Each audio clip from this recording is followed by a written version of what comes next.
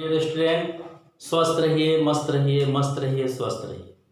आज हम लोग सेक्सुअल रिप्रोडक्शन की बात करेंगे। हमारा जो चैप्टर है रिप्रोडक्शन इन ऑर्गेनिज्म, इसे आगे बढ़ाएंगे। इसमें हम लोग दो चीज़ पढ़ना है कि रिप्रोडक्शन कितने प्रकार के होते हैं। लास्ट क्लास में हमने रिप्रोडक्शन पे चर्चा किया था, तो आज हम लोग जानेंगे कि रिप्रोडक्शन दो प्रकार के होते हैं, अर्थात दो तरह से होते हैं। फर्स्ट जो है असेक्सुअल रिप्रोडक्शन अर्थात अलैंगिक जनन, और दूसरा सेक्सुअल रिप्रोडक्शन अर्थात लैंगिक जनन। तो इस पे अब हम लोग थोड़ा डीपली चलेंगे कि दोनों में क्या फ़र्क है, फिर दोनों कैसे होता है। तो चलिए चलते हैं हम लोग, इस आगे बढ़ाते हैं इसे। फर्स्ट है असेक्सुअल रिप्रोडक्शन, अलैंगिक जनन। अलैंगिक अर्थात जो लिंग से नहीं हो, सीधी सी बात है। अ का मतलब ना, तो जो सेक्स के द्वारा नहीं हो, जो लिंग के द्वारा नहीं हो, उसे अलैंगिक कहेंगे। ऐसे जनन में एक ही पेरेंट्स होते हैं, अर्थात जो उसके जनक होते हैं वो एक ही होते हैं। एक ही जनक से दो अलग अलग होते हैं। अमीबा की बात करते हैं तो उसमें नाभिकीय विखंडन होता है, अर्थात द्विखंडन विधि द्वारा होता है। हम अमीबा की बात कर रहे हैं, हाइड्रा की बात करें, एस्ट की बात करें, तो इन सबों में अलैंगिक जनन होता है, अर्थात असेक्सुअल रिप्रोडक्शन होता है। असेक्सुअल रिप्रोडक्शन में क्या था, एक ही जनक होते हैं। अब चलते हैं हम लोग सेक्सुअल रिप्रोडक्शन पर, अर्थात लैंगिक जनन पे। लैंगिक जनन कहने का अर्थ ये हुआ कि जो लिंग से हो, जो सेक्स से हो। इसमें क्या है, मेल और फीमेल दोनों सेक्स के मिलने से, अर्थात दोनों गैमेट के मिलने से तब जाकर यह जनन जो होता है अर्थात सेक्सुअल रिप्रोडक्शन होता है। इसमें दो पेरेंट्स होते हैं, मेल और फीमेल। हम लोग लास्ट क्लास में गैमेट्स पे चर्चा किए थे, नेक्स्ट क्लास में भी गैमेट्स पे डीपली चर्चा करेंगे। फिलहाल इसको शॉर्ट में समझते हैं कि जब मेल फीमेल गैमेट्स अलग होते हैं, अर्थात दो पेरेंट्स की आवश्यकता होती है, मेल और फीमेल की। जिस तरह से हमारे पेरेंट्स हैं, हमारे माता पिता हैं, आपके माता पिता हैं, तो दो जनक हैं, माता और पिता।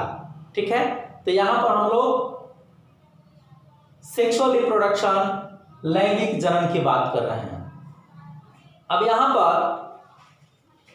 हम लोग ह्यूमन पे विशेष रूप से स्टडी कर रहे हैं, मनुष्य की खास तौर पे हम लोग बात करेंगे। तो मनुष्य में क्या होता है, मादा में एमसी होता है, फीमेल में क्या होता है, एमसी होता है, जिससे हम लोग मेंस्ट्रुअल साइकिल्स कहते हैं। मेंस्ट्रुअल साइकिल्स का अर्थ हुआ शॉर्ट में उसे हम लोग एमसी कहते हैं, जिसे हिंदी में मासिक चक्र, रजोधर्म या फिर ऋतुस्राव कहते हैं। ठीक है, इसे विभिन्न नामों से जानते हैं, लेकिन हमारा मीनिंग एक ही होता है। अब इसमें क्या होता है, इसकी बात करते हैं। यह 28 दिनों का साइकिल होता है, अर्थात प्रत्येक माह 28 दिन बाद इसकी पुनरावृत्ति होती है। 28 दिन बाद क्या होती है, इसकी पुनरावृत्ति होती है। मतलब इस माह में जितने भी तारीख को किसी महिला को एमसी हुई हो, उसके बाद जो है वह 28 दिन बाद ही होना है। ठीक है, वह किसी कारणवश उसमें किसी कोई डिजीज हो या कोई वैसी प्रॉब्लम्स हो जाती हो जिसमें किसी का डेट फेल हो जाता हो, या आगे या पीछे, हम उस पर नहीं जा रहे हैं, उस पर चर्चा नहीं करेंगे। अब देखिए, किसी भी महिला में कितने वर्षों तक होगा, किसी भी स्वस्थ मनुष्य में, मतलब स्वस्थ मादा में 45 वर्ष से 50 वर्ष की उम्र तक एमसी होती है। अर्थात ओल्ड एज में ये नहीं होती है, 45 मैक्सिमम हो गया। अपवाद में किसी का एक आध साल इधर उधर हो जाता है, वह अलग बात है, हम अपवाद की बात नहीं कर रहे हैं। एक WHO ने जो प्रमाणिकता के तौर पर जो अपने रिपोर्ट में बताया है वह 45 से 50 वर्ष है। ठीक है, जो परफेक्ट है। अब देखिए, यहाँ पर चलते हैं कि यह एमसी जो होती है महिलाओं में वह कैसे होता है, इस पे चर्चा करेंगे फिर इस पे हम लोग आते हैं। देखिए, सिंपल सी बात है कि हमारे शरीर में जो कुछ भी परिवर्तन होता है उसमें हार्मोन का बहुत बड़ा रोल होता है। अर्थात हार्मोन, विटामिन जो हम जानते हैं उसके वजह से ही हमारे शरीर में जो चेंजेज आते हैं, जो बदलाव आते हैं, वह सब कुछ उस हार्मोन पे डिपेंड करता है।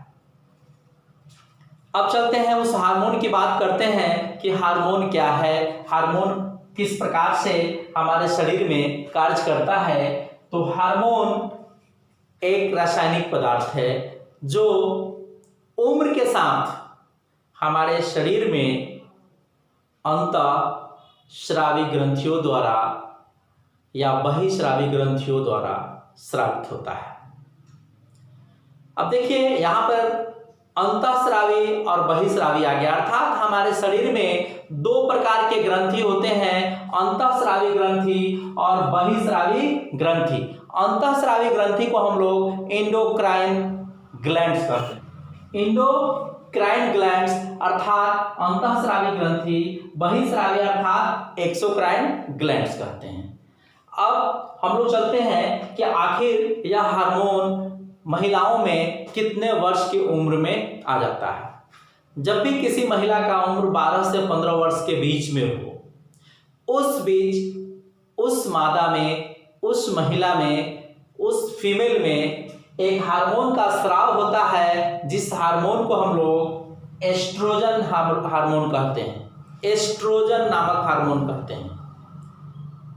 अब एस्ट्रोजन हार्मोन जैसे ही उस महिला में आ जाता है, वह हार्मोन उस महिला के एक्टिविटीज को बदल देता है, एक्टिविटीज को बदल देता है, अर्थात उसके अगल बगल आने लगते हैं, उसकी आवाज़ सुरीली हो जाती है, उसके सेक्सुअल ऑर्गन्स के अर्थात जो लैंगिक अंग है, जो गुप्तांग है, उसमें वृद्धि शुरू हो जाती है, और साथ ही साथ जो उसका एक्टिविटीज है वह पूर्ण रूप से धीरे धीरे चेंज होने लगता है।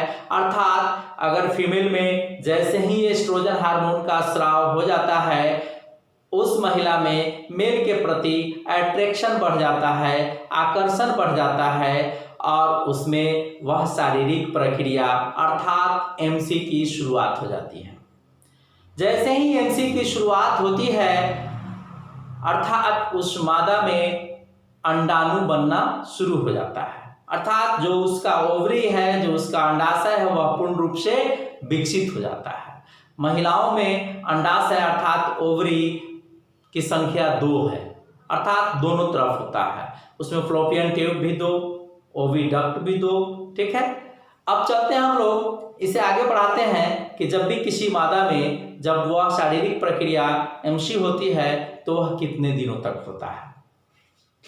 तो यहाँ देखिए, इस बोर्ड पे हमने खास तौर पे लिखा है कि किसी भी महिला में अगर एमसी शुरू होती है तो वह 2.5 से 6 दिन तक मैक्सिमम होगा, ठीक है। उसके बाद यह जो 2.5 से 6 दिन है, अर्थात उतना दिन तक रजोधर्म होता रहेगा।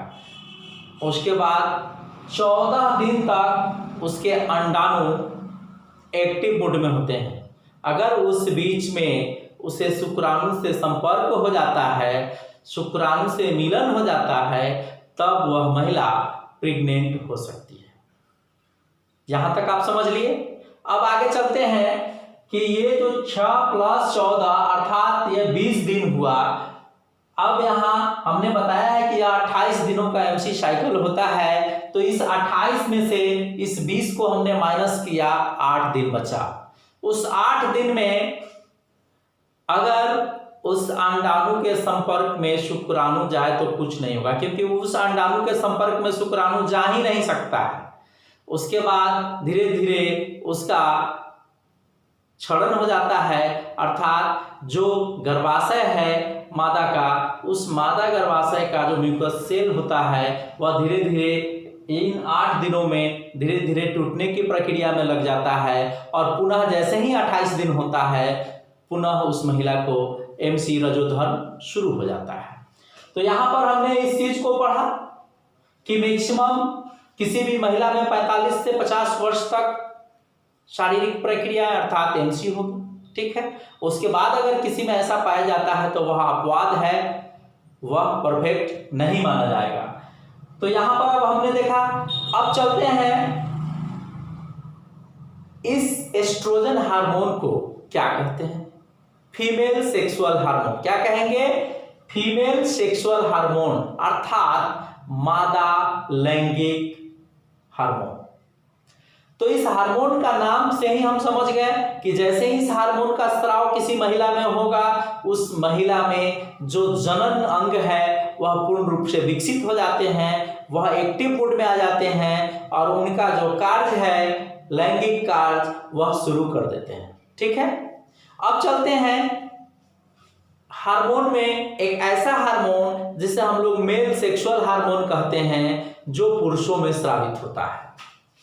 देखिए यहां पर एंड्रोजन हार्मोन, एंड्रोजन हार्मोन इसे हम लोग मेल सेक्सुअल हार्मोन कहते हैं। मेल सेक्सुअल हार्मोन कहने का अर्थ कि नर लैंगिक हार्मोन। ठीक है। अर्थात जैसे ही इस हार्मोन का स्राव किसी मेल में, किसी लड़के में होता है, वह 12 से 15 वर्ष के बीच में जैसे ही इस हार्मोन का स्राव होता है, उन लड़कों में लैंगिक गुण दिखने लगते हैं, उसके दाढ़ी मूंछ आने लगते हैं, अगल बगल निकलने लगते हैं, उसमें भी वह सेक्सुअल एक्टिविटीज आ जाती है, उसमें भी फीमेल के प्रति अट्रैक्शन आ जाता है। अर्थात किसी फीमेल से बात करने का मन करता है, उसको देखकर अट्रैक्ट होने की प्रवृत्ति उसमें आ जाती है, अट्रैक्शन बढ़ जाता है। ऐसी परिस्थिति में जैसे ही एंड्रोजन हार्मोन का पूर्ण रूप से स्राव हो गया, उसमें जो लैंगिक प्रवृत्ति है वह बढ़ जाती है, अर्थात शुक्राणु का उसमें उदय हो जाता है, शुक्राणु तैयार हो जाता है।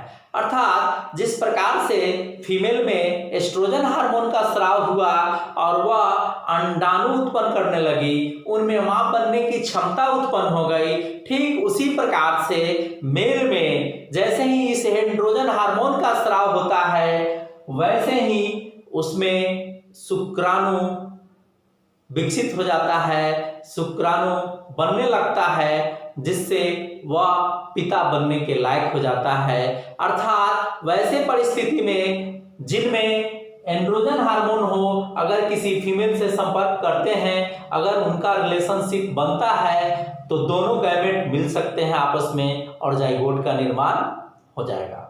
मतलब बाप बनने की क्षमता, पिता बनने की क्षमता, जनक बनने की क्षमता उत्पन्न हो जाती है। जिस प्रकार से महिलाओं में एस्ट्रोजन हार्मोन के स्राव से उनमें मां बनने की क्षमता उत्पन्न हो जाती है, जिस प्रकार से उनमें अंडाणुओं का विकास हुआ, जिस दिन अंडाणु शुक्राणु से मिल लेंगे उनमें मां बनने की क्षमता उत्पन्न हो गई है, कभी भी ऐसे कार्य को वो अंजाम दे सकते हैं। ठीक है।